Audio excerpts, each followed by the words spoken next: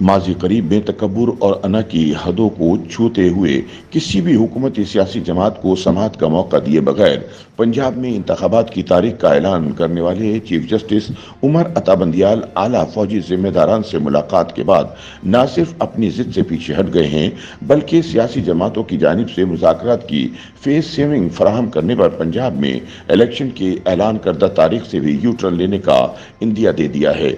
दूसरी तरफ सीनियर सहाफ़ी अंसार अब्बासी का अपने ताज़ा सियासी तज्जिये में कहना है कि chief justice of Pakistan Umar Ata Bandial और इनके साथ दो जज हजरात ने पंजाब में इलेक्शन का फैसला करते वक्त किसी की ना सुनी, न फुल कोर्ट बनाई, न ही सियासी जमातों को इनकी बार बार दरख्वास्त के बावजूद सुना। सुप्रीम कोर्ट ही के इन जजों के फैसले को भी कोई हैसियत नहीं दी जो पंजाब में इलेक्शन के मामले पर सोमोटो लेने को मुस्तरद कर चुके थे। चीफ जस्टिस साहब ने अपने ही जजों की ये बात भी रद्द कर दी कि सोमोटो मुस्तरद करने वाले जज अक्सरियत में हैं और इसलिए जो फैसला चीफ जस्टिस और इनके दो साथी जजों ने किया इसकी हैसियत भी मुतनाज़ा हो गई है। अंसार अब्बासी के मुताबिक पाकिस्तान की वकला बरादरी की अक्सर तंजीमें भी चीफ जस्टिस से कहती रहीं कि इस सियासी मामले को सुनना है तो फुल कोर्ट बनाकर सुने। हुकूमत में शामिल जमातें जो इस केस में अपनी अपनी राय देना चाह रही हैं इन्हें भी सुन लें, लेकिन अदालत ने अगर सुना तो अदालत में मौजूद तहरीक इंसाफ के असद उमर को इलेक्शन कमीशन कहता रहा कि इलेक्शन फौरी मुमकिन नहीं। वजारत दिफा ने साफ कह दिया कि मौजूदा हालात में फौज को इलेक्शन ड्यूटियों के लिए मुख्तस नहीं किया जा सकता, लेकिन उनकी भी ना सुनी गई। तमाम तनाज़ात और उठने वाले सवालात को एक तरफ रखते हुए 3 रुकनी बेंच ने 14 मई को पंजाब में इलेक्शन की तारीख का फैसला दे दिया। अंसार अब्बासी का मजीद कहना है कि इसी रोज मैंने ये कह दिया था कि मुझे 14 मई को इलेक्शन होते नजर नहीं आ रहे। इसकी एक वजह यह है कि इसके लिए हुकूमत पार्लियामेंट तैयार नहीं, तो इलेक्शन कमीशन ने भी ये कह दिया कि इलेक्शन 8 अक्टूबर को ही होने चाहिए और अगर इलेक्शन पहले करवाए गए तो मुल्क में अनारकी फैल सकती है और अवाम की जान और माल को खतरात लाहक हो सकते हैं, जिसकी जिम्मेदारी इलेक्शन कमीशन नहीं उठा सकता। अब तो वजारत दिफा ने भी कह दिया कि फौरी इंतखाबात मुमकिन नहीं, एक ही दिन इंतखाबात करवाएं।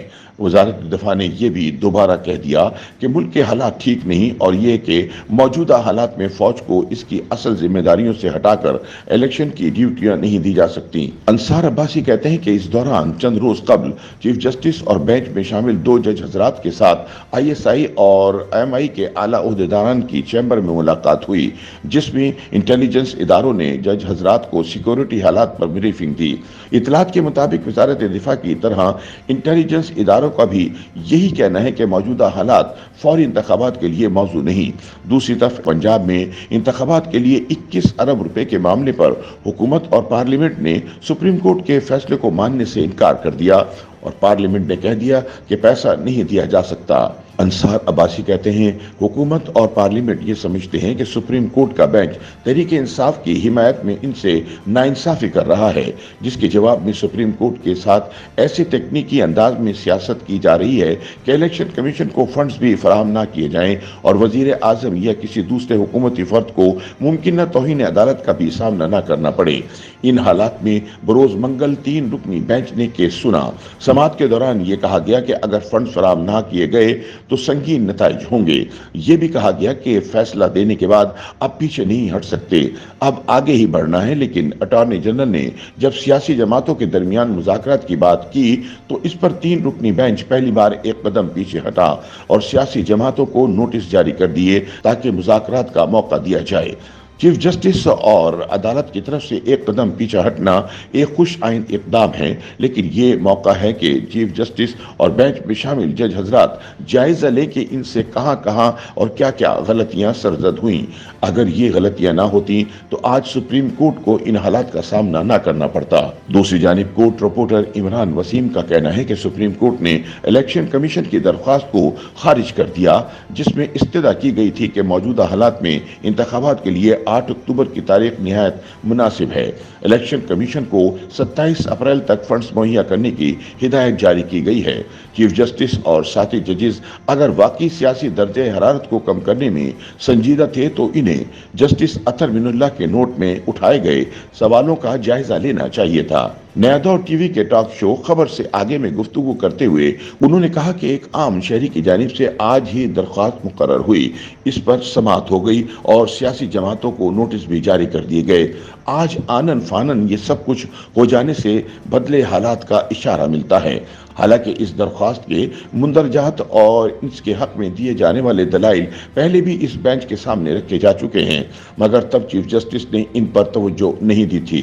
सुप्रीम कोर्ट 184(3) के मुकदमे में अपील का हक देने से इनकार कर रही है, जबकि आर्टिकल 199 जो कि हाई कोर्ट्स को इसी तरह का इख्तियार देता है, इसमें अपील का हक मौजूद है। इस हवाले से गुफ्तगू करते हुए मुबश्शिर बुखारी ने कहा कि चीफ जस्टिस और आर्मी चीफ के माबैन मुलाकात की भी इत्तला आई है। जाहिर है ऐसी मुलाकात के बाद रवैये बदल जाते हैं। चीफ जस्टिस साहब को भी अंदाजा है कि 14 मई को इलेक्शन नहीं हो सकेंगे। दूसरी जानिब उन्होंने अपना फैसला भी मनवाना है, तो उन्होंने ये दरमियानी रास्ता निकाला है कि सियासी जमातें इत्तफाक पैदा करें तो अदालत भी गुंजाइश निकाल सकती है। जिस किस्म का इत्तफाक राय चीफ जस्टिस साहब सियासी जमातों में पैदा करना चाहते हैं, क्या ही अच्छा होता अगर वो यही इत्तफाक सुप्रीम कोर्ट के जजों में भी पैदा कर लेते।